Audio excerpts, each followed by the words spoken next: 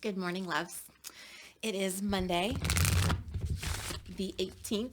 It is launch day. It is the day after Easter. It is so many things. There's so many birthdays on my Facebook feed. And so I'm just celebrating so much and thought that I would celebrate a little bit with you all by pulling a card. We're going to go from the Work Your Light Oracle deck.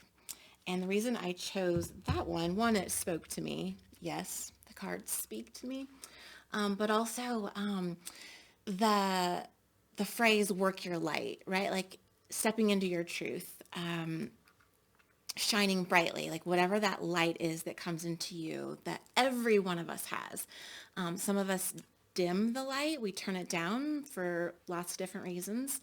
Some of us overcompensate and we turn the light up real bright in order to prove ourselves or to strive or to be something that we think others want us to be.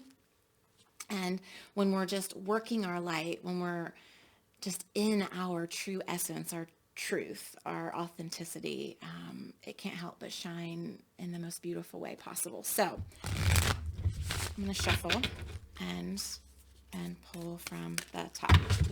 Let's see what today's message is. Deep replenishment.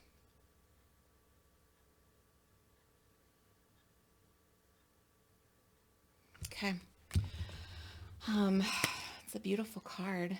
Deep replenishment. Let's see. So if you're new to this, what I do is check in with my spirit guides, but also any of your spirit guides that might be giving me any messaging to pass along. So I encourage you to get quiet, to get comfortable, and to get curious. How's that for some alliteration? And then we'll turn to page 64 out of the book that has readings for each card, and we'll see what comes up. As you're getting quiet, as you're centering yourself, allow yourself to, again, get curious about whatever the messaging that might be coming through. If you're hearing this, whenever you're hearing it, my belief is that you're hearing it for a specific purpose or reason, and to just embrace that and see if anything speaks to you, take the best, leave the rest. If there are parts that don't speak to you, let it go. The message was for somebody else. All right, retreat, rest, be held.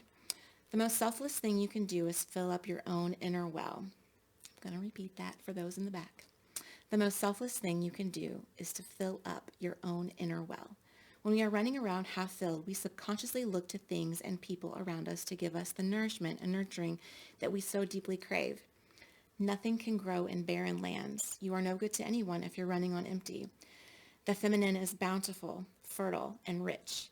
Tend to your own well and watch as the amounts you have to give multiplies.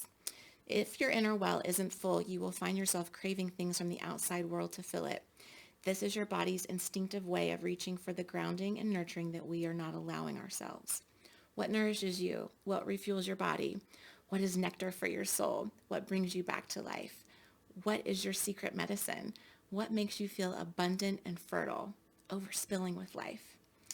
It may be gardening, arranging flowers, getting a massage, using luxurious essential oils, snuggling up on the couch, hiking, sipping a good coffee at your favorite cafe, attending a women's circle, reading about sacred sites, spontaneous bike rides, walking along the beach, or yin yoga, or anything else that makes your heart go pitter-patter.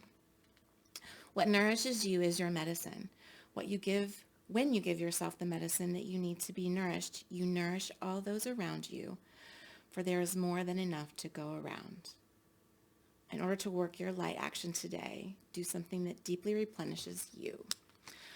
So I'm a huge advocate for self-care. I actually used to do some lectures on the ethics of self-care for those of us in the helping profession.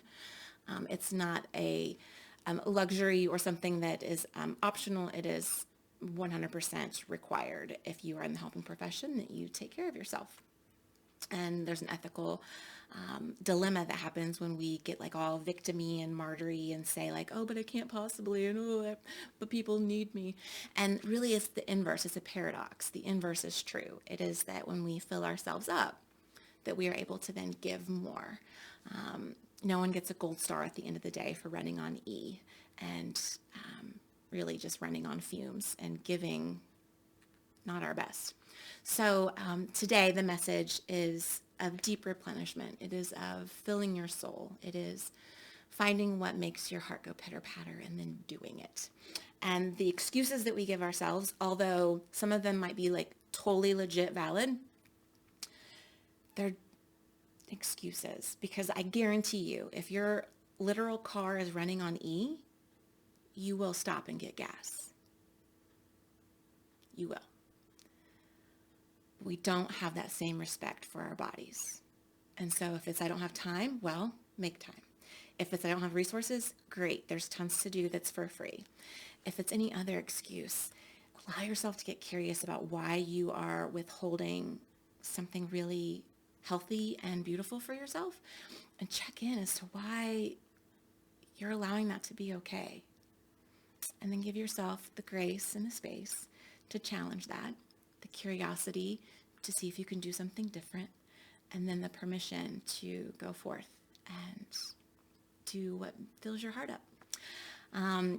What fills my heart up today is that my girl Leanne Jameson and I launched our podcast. What? It is April 18th, meaning it is the Monday of our launch, meaning you can find Sit Crooked, Talk Straight at any of your favorite places to listen to podcasts. And I just invite you to go and subscribe and listen. And if anything, it's kind of like free. It's not therapy, because I have to say it's not therapy because I'm not giving therapy and a podcast. And it's like free therapy. It's like little nuggets of wisdom and insight and about topics that are really important for women especially to address and to dive into and explore and unpack. So I'm celebrating that. I will invite you to celebrate with me. I am working my light and finding deep replenishment in meditation and quiet time today, but also celebration, big celebration, like my favorite drink at Starbucks celebration and my favorite outfit celebration and just celebration. So love and light. Until next time.